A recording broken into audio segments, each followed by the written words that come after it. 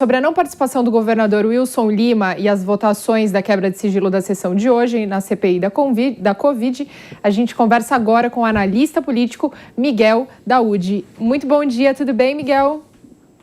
Tudo bem, Mariana Fante, obrigado pelo convite. Obrigada a você, seja bem-vindo aqui ao Jornal da Manhã, segunda edição.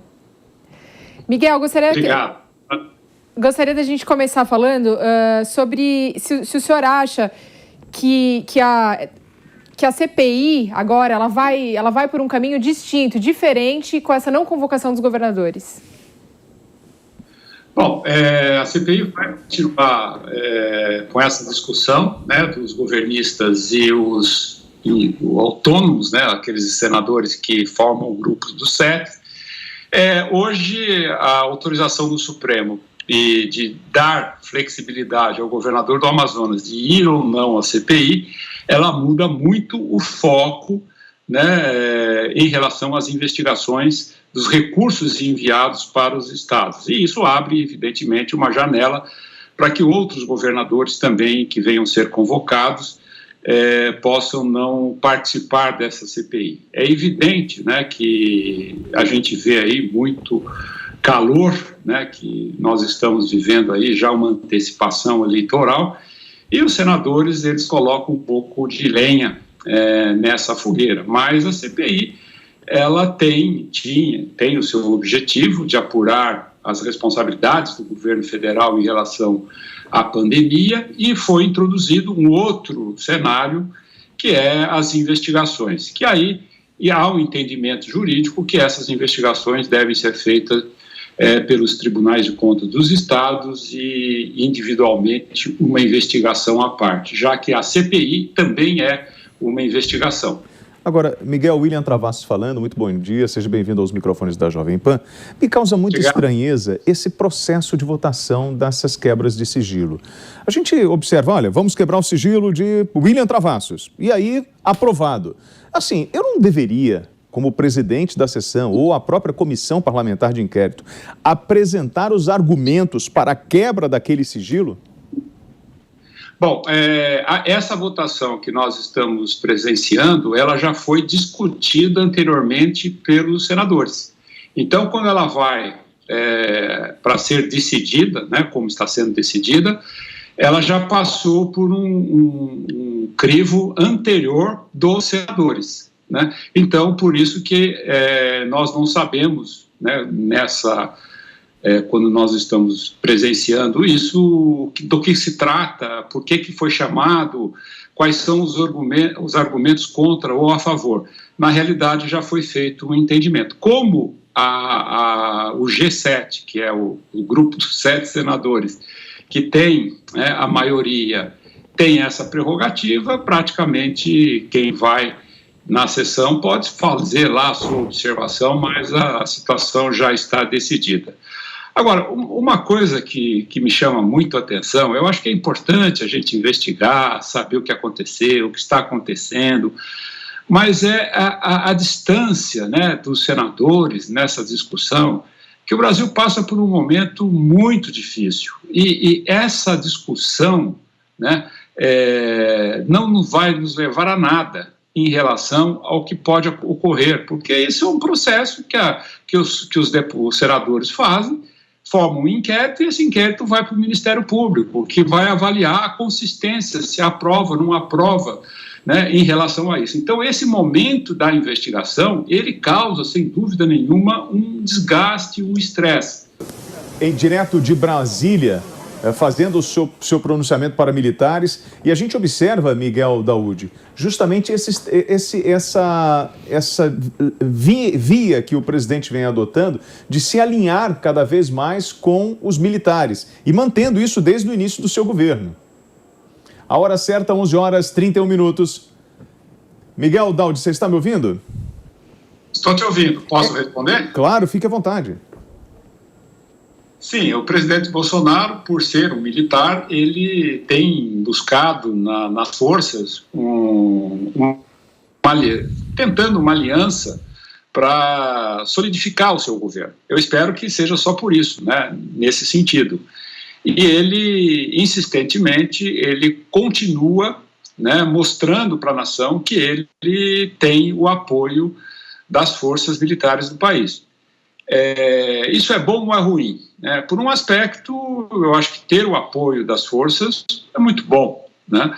Agora, além disso, não seria nada bom visto aos olhos internacionais, porque, quer queiramos ou não, o mundo está globalizado, não só na economia, como em outros aspectos. E qualquer deslize um pouco mais forte, mais acentuado nesse sentido, acaba, sem dúvida nenhuma, prejudicando o Brasil no momento em que o Brasil mais precisa de alianças, né? A gente percebe, eu até muitas vezes entendo, né, a aflição do governo em tentar coordenar toda essa realidade que a gente vive. É muito difícil. É difícil, porque as forças, você entra num campo de futebol para jogar uma partida, você tem que partir do princípio que você tem um adversário, que o adversário vai te dar canelada, que ele vai te passar uma rasteira, que ele vai te colocar numa situação difícil. Agora, conviver com isso é a arte de governar, é você poder conviver dentro, como ele fala, das 4 linhas do campo, dentro de harmonia, porque a hora que você sai daí a coisa fica complicada. Então, eu acho que o presidente, ele tem esse caminho, espero que isso nos ajude a construir, né, uma nação, porque ultimamente, olha, a gente percebe claramente pelo lado da economia, o mercado financeiro, as pessoas falam, mas a bolsa está subindo, o dólar está caindo. Não se iluda, o mercado financeiro não tem pátria, não tem coração, não tem amor. O mercado financeiro tem bolso. E esse bolso do mercado, ele prevalece em qualquer realidade. A partir do momento que nós tenhamos uma configuração bem diferente do que a gente está vivendo, a porta do inferno se abre em relação a isso. Então, por isso que é importante. O que nós já passamos, o que nós estamos vivendo. Nós temos que construir uma expectativa, não só política, como econômica, para que esse sentimento venha para o presente, porque a realidade é essa, você constrói, você vive em relação às expectativas. Agora, quando você começa a provocar essas expectativas de um jeito ou do outro, você acaba criando um momento, quando a conjuntura internacional não for favorável, você acaba tendo uma complicação muito grande. Essa confiança... Essa confiança é que ela justamente traz os investimentos que nós precisamos tanto no país para continuar evoluindo e nos recuperando dessa crise que nós estamos vivendo pandêmica. Esse evento que o presidente participou foi o 22º aniversário de criação do Ministério da Defesa e imposição da Ordem do Mérito de Defesa. 11h35, Mari. Miguel, eu gostaria de te perguntar se você acha que a CPI ela pode estar se perdendo dentre vários precedentes que vêm sendo abertos, né? A gente acabou de ver uma discussão entre os senadores, aliás, a CPI acabou de ser encerrada de vez pelos senadores no dia de hoje, mas acerca aí da convocação da doutora Ludmilla, né, que deveria ter aceito o cargo no Ministério da Saúde, mas que declinou a essa postura. Você acha que, de repente, os senadores começaram puxando uma linha e, de repente, estão vendo que tem todo um emaranhado à frente muito maior? Exatamente. Eu acho que a CPI, na minha opinião, ela está bem perdida em relação ao que ela se propõe, né? Hoje você... vimos que isso aconteceu, vamos quebrar o sigilo desse, vamos chamar aquele... Então, você começa a abrir uma linha de investigação, né, em cima de um palanque político, e aí não vai dar certo, né?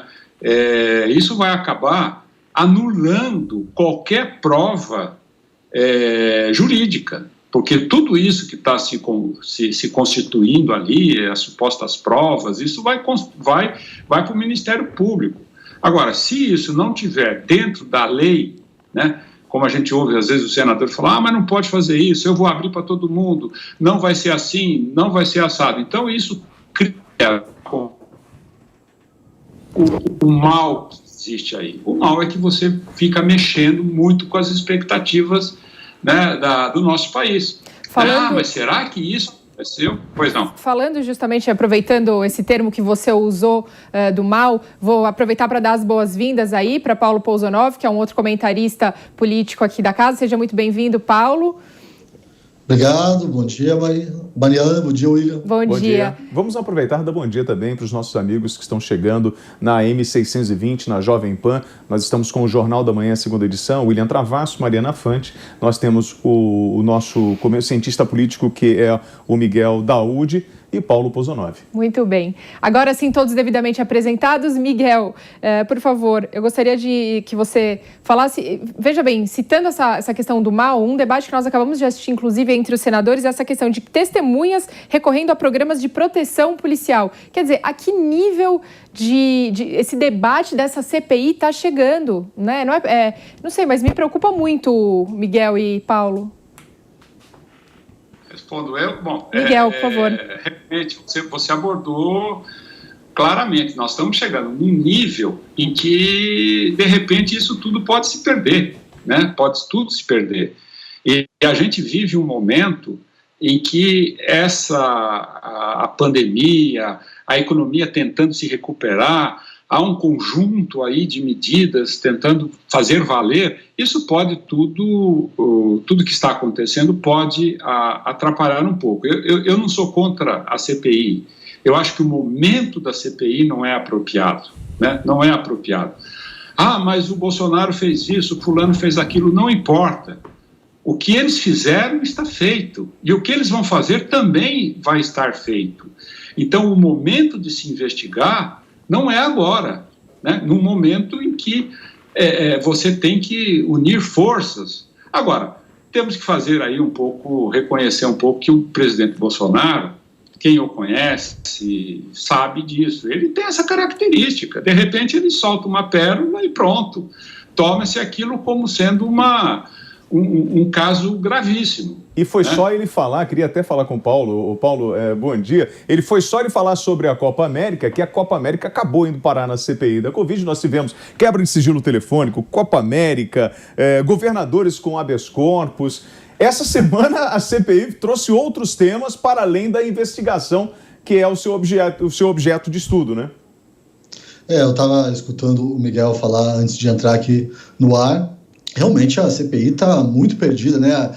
Fazendo aí analogia com guerra, eu não gosto muito dessa analogia, mas enfim, parece ali a Alemanha nazista abriu vários flancos, né? Abriu o flanco ocidental, o flanco oriental, acabou derrotada, ainda bem. Parece que a CPI está fazendo isso, é um erro estratégico aí de guerra, abrindo vários flancos e se perdendo nisso tudo. Agora, voltando para você, Miguel, um pouquinho antes, a CPI já tinha aprovado a quebra de sigilo, além de várias empresas privadas, entre elas uma série de agências publicitárias, da Mayra Pinheiro, do Pazuello e Luana Araújo. Miguel, como que você acha que isso vai se desenrolar agora? Como esses atores vão lidar com essa quebra de sigilo? Bom, é uma grande preocupação. Agora, vamos imaginar o seguinte, será que os senadores acreditavam que o Pazuello fosse lá e dizia assim, não, o Bolsonaro é culpado? Você já viu alguém que participa de alguma situação e reconhecer? Não vai reconhecer. Então você é mentiroso, você é isso, eu vou quebrar seu sigilo bancário, seu sigilo telefônico, seu sigilo fiscal, mas qual é a razão disso? É evidente, é um processo de investigação e a pessoa que está sendo investigada ou testemunha, ela tem um direito, ela não precisa ir e falar, aconteceu isso ou aquilo, ela pode simplesmente, a lei permite, naquele momento não falar o que ela tem que falar. Então os senadores começam a forçar, aí tem briga, xingam as pessoas, desmoralizam as pessoas, né, chamam de mentirosa, em troca do quê? Agora vão quebrar o sigilo. Bom, vamos ver, o fulano falou com o Beltrano. Você acha que o Pazuello não falava com o Bolsonaro, não falava com o governo? Lógico que falava.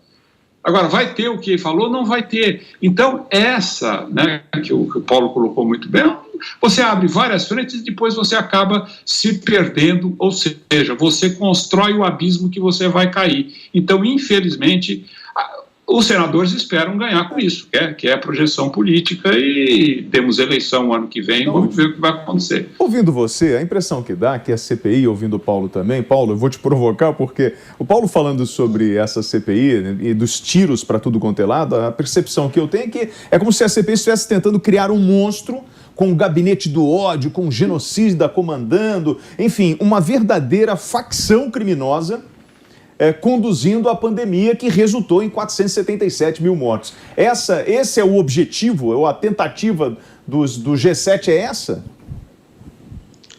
Eles estão apostando nessa narrativa que eu considero uma estratégia de oposição, desculpe a palavra pesada, mas é burra, porque isso não vai pegar.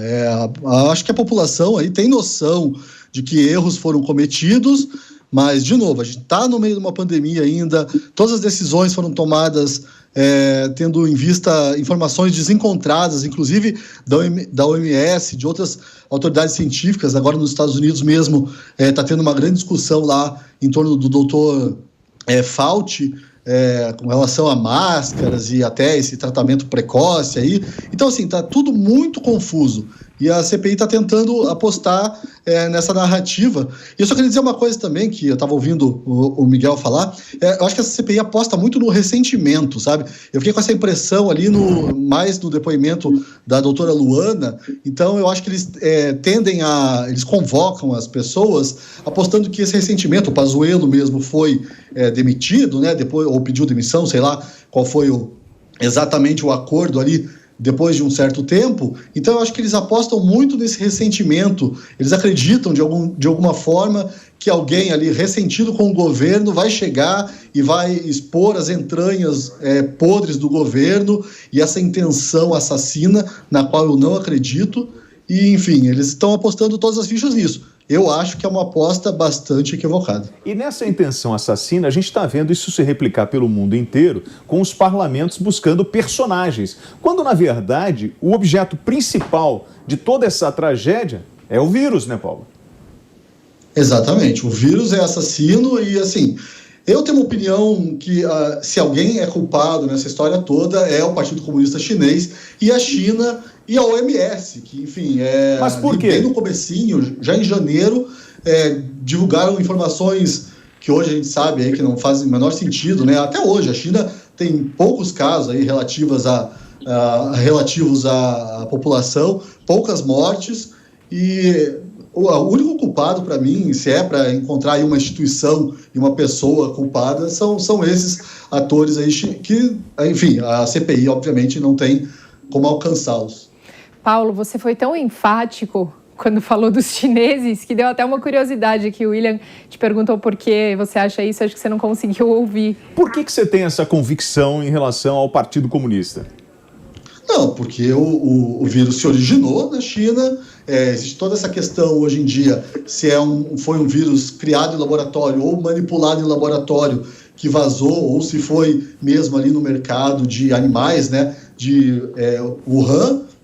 E, enfim, aí o Partido Comunista, como centraliza todas as informações, logo lá no comecinho, lá em janeiro, eu lembro que eu escrevi um texto falando ali já que o Partido Comunista já estava manipulando certo medo e estava impondo aquelas lockdowns que, obviamente, o Ocidente nunca viu, porque o Partido Comunista Chinês tem um poder muito maior do que as nossas democracias ocidentais. Então, o Partido Comunista Chinês impôs lockdowns fortíssimos e controlou a informação de um jeito absurdo, como só um regime comunista consegue fazer, e isso retardou a reação do Ocidente à pandemia. Várias estratégias poderiam ter sido usadas, inclusive aí fechamento de fronteiras, um controle maior, né, da circulação de pessoas ali já em janeiro, ou mesmo em dezembro de 2019, e nada disso foi feito porque o Partido Comunista Chinês controlou essas informações. Miguel, voltando um pouquinho para a CPI, falando sobre essa estratégia deles, agora, claramente os senadores vão ter que se reinventar, né? Porque com esse possível esvaziamento dos governadores aí, eles tiveram que buscar alternativas.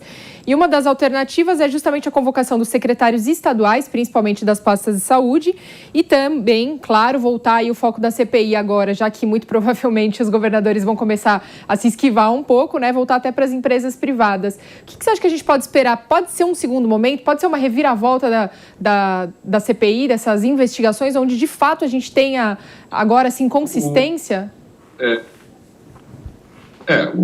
Convocar os secretários é porque os secretários não estariam protegidos pela Constituição segundo o entendimento jurídico, de não ir, né, na CPI.